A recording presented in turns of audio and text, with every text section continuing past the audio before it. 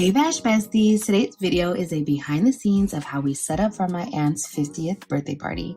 She's always wanted a luau themed party, so the family came together to throw her a tropical glam surprise party.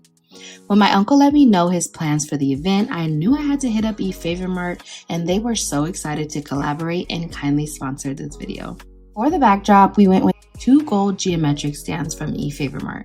They were so easy to put together ahead of time and helped cut the setup time tremendously at the venue as we were only given 1 hour. For our table settings, we went with these green reef chargers, pink satin napkins for a pop of color, and gold tableware over black velvet linens. So much of what you see in the video comes from eFavorMart, and some of the items that I didn't purchase myself, like these clear Chiavari chairs, they have them available on their website.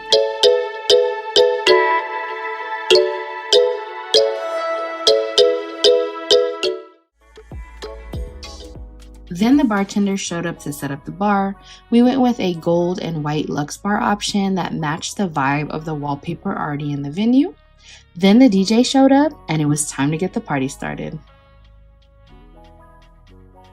As an event planner, eFavorMart is my go-to for industry staples like backdrops, charger plates, linens, napkins, you name it.